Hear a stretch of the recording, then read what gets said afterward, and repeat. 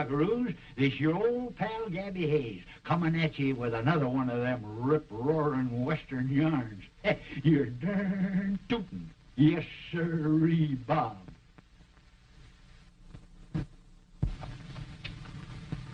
Hey, looks like I need a new pair of boots, don't it, huh? Oh, shucks, no. They ain't broke in good yet. I'll just send them to a shoemaker. Oh, speaking of that shoemaker, kind of reminds me of an old uncle of mine. Cobbler Hayes, he was known as. There was the greatest shoemaker the world has ever known, human or otherwise. He used to make all kinds of shoes. Men's shoes, ladies' shoes, children's shoes, horseshoes, any old kind.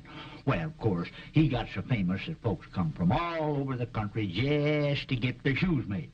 Well, sir, he didn't have no place to store them, you know, so he found himself a cave up in the side hill, and he put all of them shoes in there.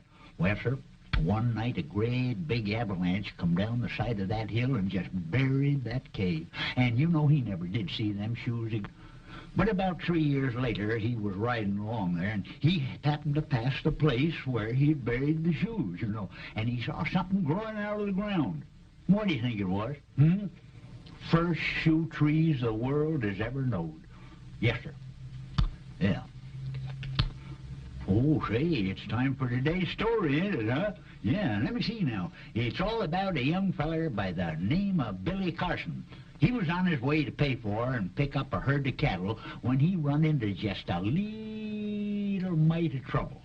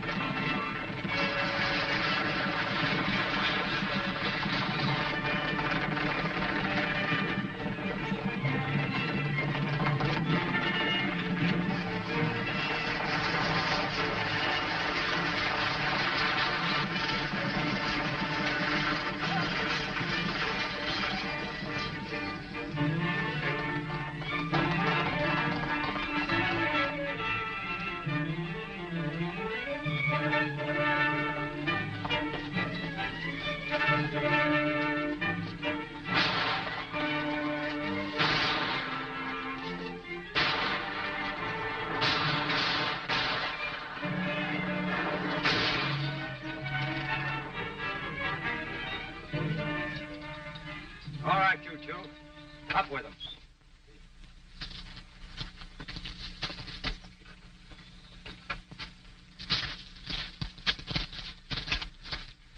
Billy Carson. Hi, Buzz. That was some fancy shooting. I didn't know you had it in you. Look here, Billy Carson. You turn around and go right back where you came from. I ain't gonna have you trailing me and horn in on my big business deal. You're loco, Fuzz. I'm not trailing you. I didn't even know you were on that stage. Don't try to be funny and tell that to somebody that ain't got good sense. That's what I'm doing. You should apologize to him for talking like that. After all, he saved us from being held up. He didn't need to bother. I could have taken care of it. Hello. A pretty rough trip for a tenderfoot. Me, a tenderfoot? Why, I was born on a ranch in Devil's Gap. You showed good sense in picking out a place to be born. Hey, Fuzz, see about that driver.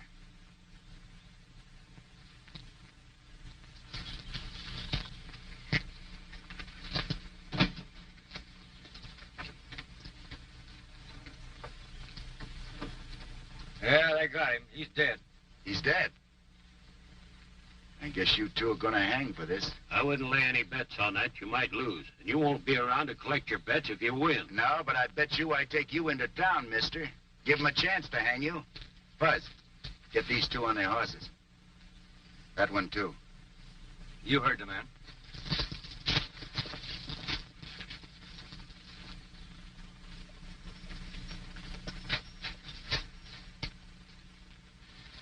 Why, you're hurt. Can I help you? No, it's just a scratch. The bullet just nicked the skin. He probably jumped over sideways to get himself creased with a bullet.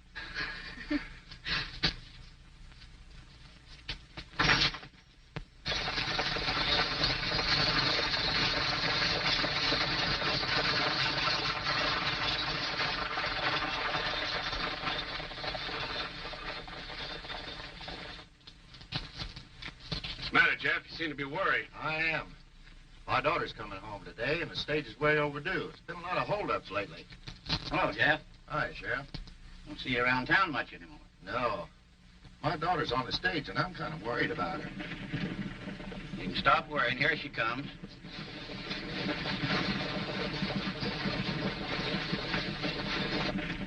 That doesn't look like the regular driver.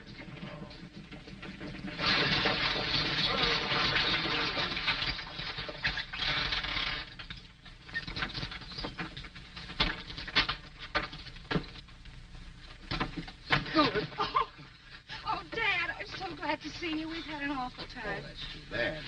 What are you doing driving this stagecoach? Where's Pete? Pete, he ain't driving no more. He's dead. Them down outlaws jumped us, but I guess we give more than there's looking for. All right, down off your horses.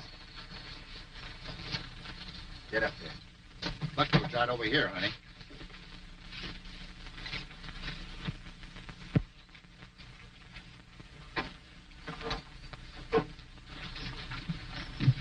Brought you a couple of boarders, Sheriff. The third one, he's badly damaged. Yeah, and you can count on us to be in court to testify against him when you're ready to hang him. Well, why be bothered with a trial? They murdered Pete. Let's get it over with. Take it easy. We'll handle this according to law. That's right, mister. I'm stringing along with the sheriff. We'll handle it fair and legal. The boys are in a tough spot. Yeah, and that pair burned Ed down for keeps. I'm going to blast them for that. Don't be a fool. We're in the clear. No one has ever suspected us. You want the whole town to know how we stand? I'm much obliged to you for your help. Would you mind walking over to the jail with me? No, sir. I'd be glad to. Come on. Well, sir, with them outlaws on the way to jail, all Billy figured he had to do was wait for the judge to return, pick up his cattle, and start home. Of course, he never figured that Vic Landreau had an idea or two of his own.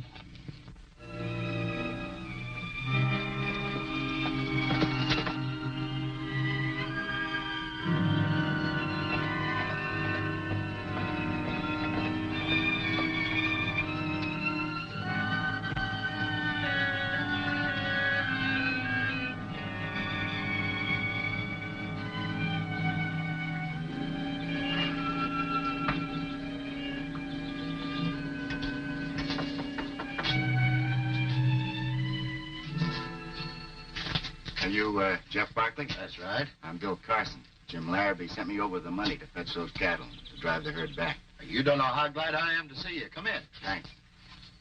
We'll get business out of the way first. Make yourself comfortable while I write out a bill of sale. Fine.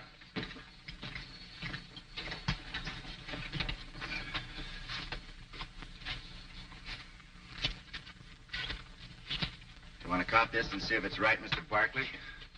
Hope you don't mind a little blood on the money. I got myself nicked by a bullet. It's the first time I was ever happy to get blood money. Those rustlers about had me broke, and it looked as though I was going to lose the ranch. Gap's been hit pretty bad with outlaws, and they seem to pick on me more than anyone else. They rustled every herd I tried to get through to market. Naturally, I had to keep on borrowing money. So that's why you made a deal, to sell your cattle in your own range. That's right. I told Jim Larrabee the truth. Said he was willing to take a chance. Said he could depend on you to get him through. He didn't go into many details about the job. He said it might be a little tough. Why, hello. Welcome to Barkley Ranch. Hello.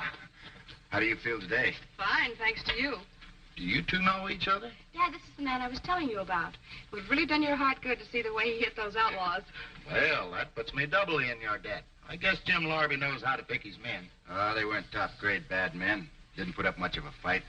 We'll try our best to provide you with better outlaws next time. Who was that other man on the stage? You called him Fuzzy. Oh, old Fuzz. That's my old friend and sidekick, Fuzzy Jones. You know, he gets a crackpot idea now and then. It's like the measles. You have to sit and wait until it wears itself out.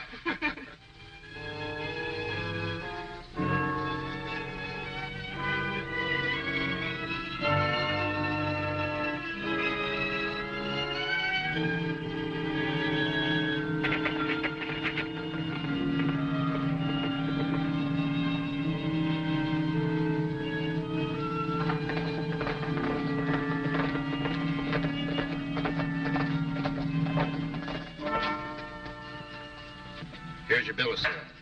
We'll start cutting out the herd anytime you like. I'd be proud to have you make this your home while you're in this part of the country. As long as the express agent said he didn't get any money today, maybe I can put a quick squeeze on him.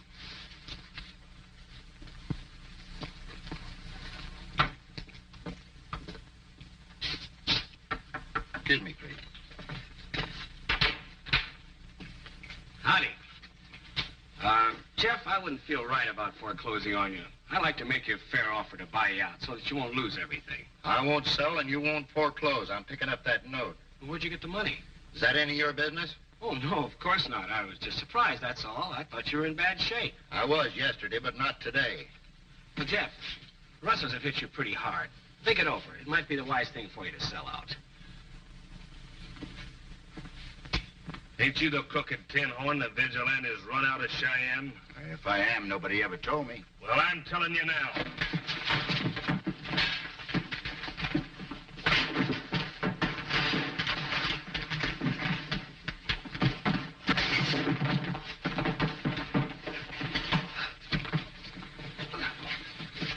You better get going. You can't be peaceful in a friend's house.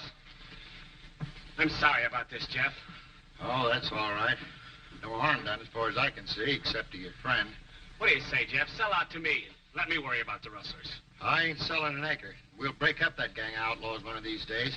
They might break you first. I'll take my chances on that. Well, I tried to do you a favor.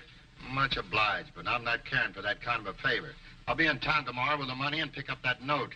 Well, I'll have it ready for you when you get there.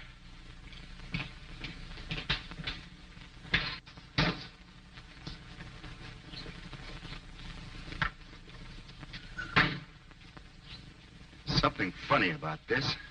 I never saw that fellow before in my life. Why'd he have to go out of his way to pick a fight with me? I don't know. Big Landreau didn't seem any too happy about getting his money. We'll make very sure that he doesn't pay off that note.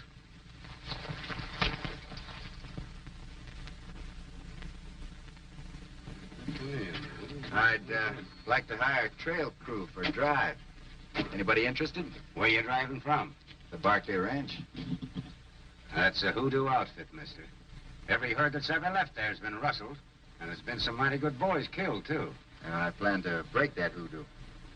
Not with us, you don't. Come on, boys.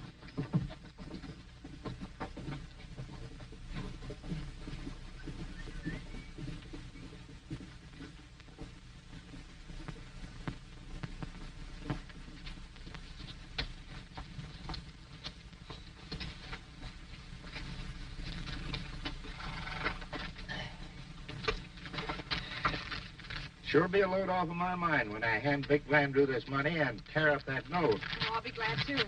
Oh, Dad, don't forget to bring Mr. Carson home with you for supper. It'll be something special. I will if it don't skip my mind. I'll try to remember. Get up, Nellie.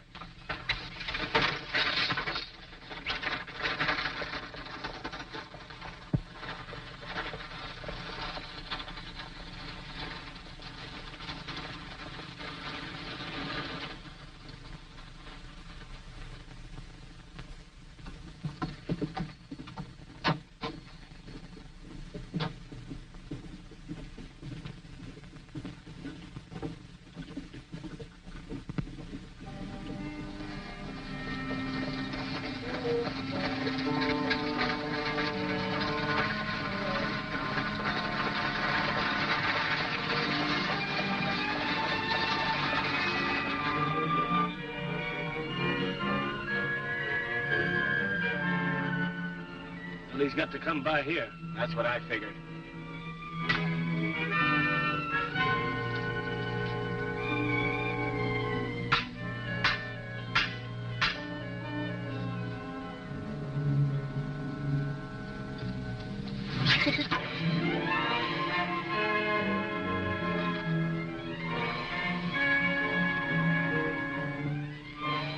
Get ready. Here he comes.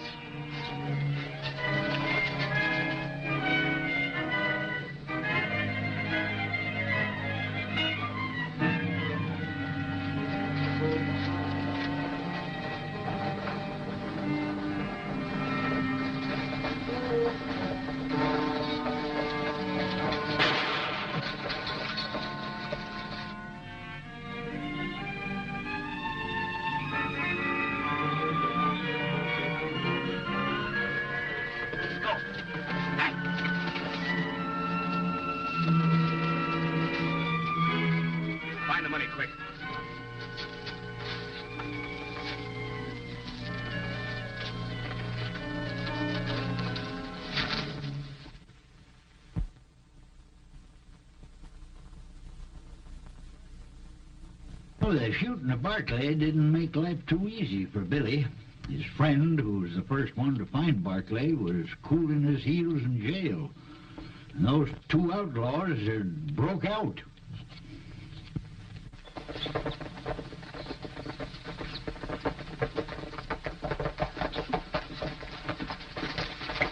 All right, get down.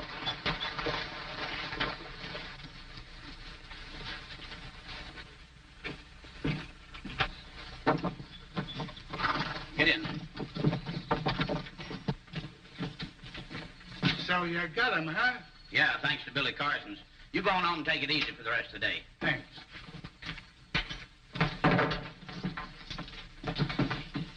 Well, look who's here. Have you been bad boys? Sheriff, can I have a talk with Fuzzy? Help yourself.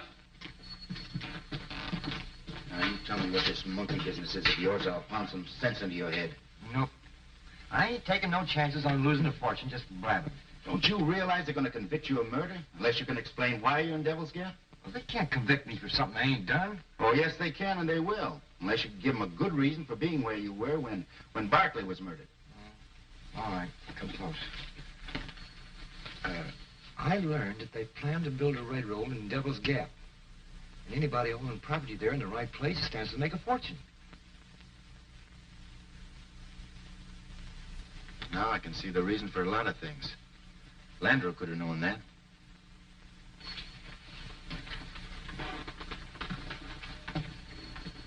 They're not going to get you boys out of here again. Don't you think Landro should keep you company? What's Landro got to do with it? For my money, he's the boss. I'm going to prove it. You won't live that long. I will. Hey, Fuzz, you stay here and keep out of trouble. What do you think this is, a picnic? No, but you'll be safe here until I can get things straightened out.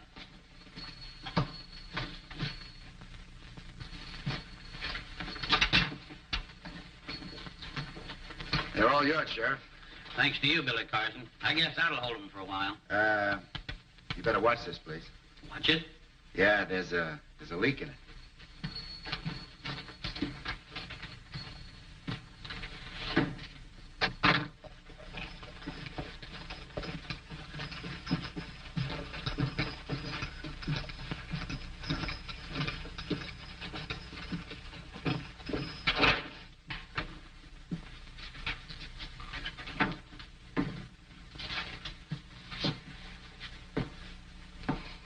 You made an offer to buy my ranch rather than foreclose. I'd like to accept your offer. Yes, I did make an offer, but your father refused and wasn't very friendly about it. Do you hold a grudge against a man after he's dead? You can foreclose. It's impossible for me to pay the note. But that's going to take time, and I'd like to get this all over with as quickly as possible. Well, yes, it would be worth something to be able to take possession immediately, not have to wait for a foreclosure and a sheriff's sale. I'll give you a quick claim deed to sign. Sit down.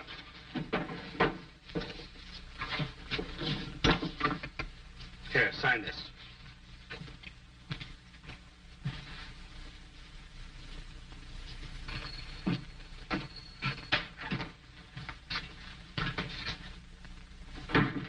I wouldn't be in a hurry about signing your ranch away, Miss Jean. There's nothing else I can do. Get out of my office. Before I go, I'm going to have a look in your safe, Landro.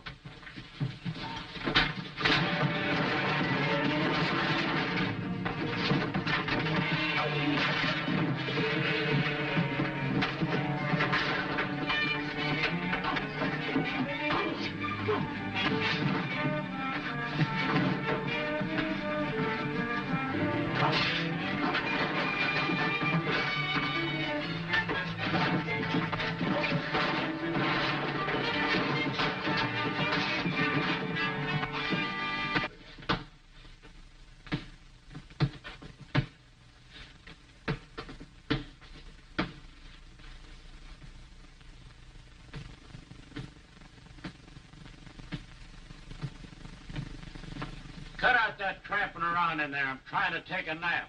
I ought to be with Billy. He needs me.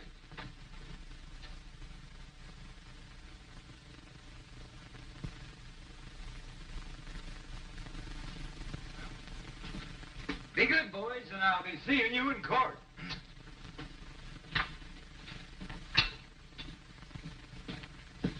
See you later, Sheriff. Okay.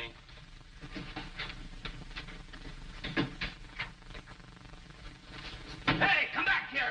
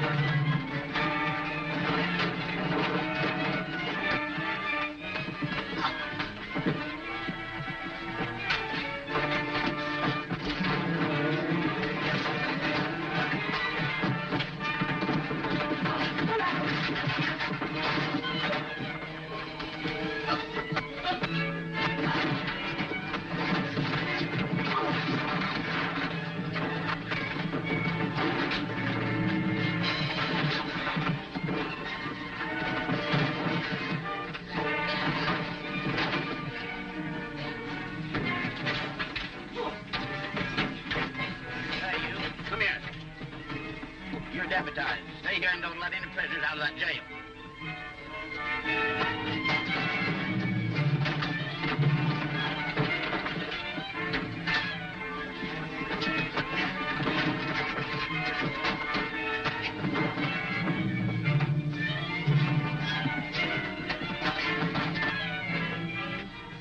What's going on here? There was a holdup. He tried to rob my safe, Sheriff. How about that? He's partly right.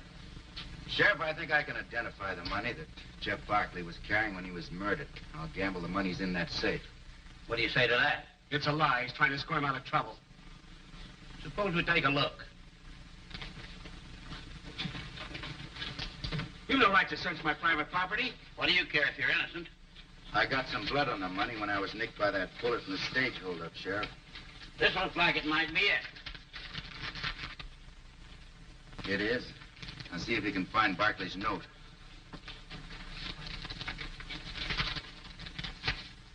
Hey, this looks like it. I think we can tear this up. Barkley was all loaned his own money. All right, get moving. You too.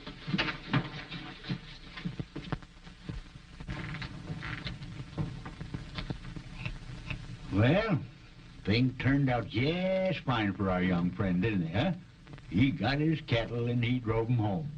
Oh, speaking of cattle, you know, that reminds me of an old uncle of mine. Longhorn Hayes, he was known as. There was the greatest cattle rancher in the whole United States. And Texas. Yes, sir. He must have had about 4 zillion cattle. Well, one winter, oh, it was a hard winter. They had a terrific blizzard. The snow got to 50, 60, 70 feet high all over the range. So my uncle sent the cowboys out, you know, to round up the cattle. They brought the cattle all in, and they was just covered with snow all over. Then it started to warm up. The snow melted, naturally, and the snow come off the cattle, you know, all but their faces. Stayed on there. And you want to know something, Them cattle turned out to be the first white-faced Herefords the world has ever known. Yes, sir. Yeah. And that's just about all for today, buckaroos. Well, I'll be back next week with another rip-roaring Western yarn. Your turn tootin'. Yes, sirree, Bob.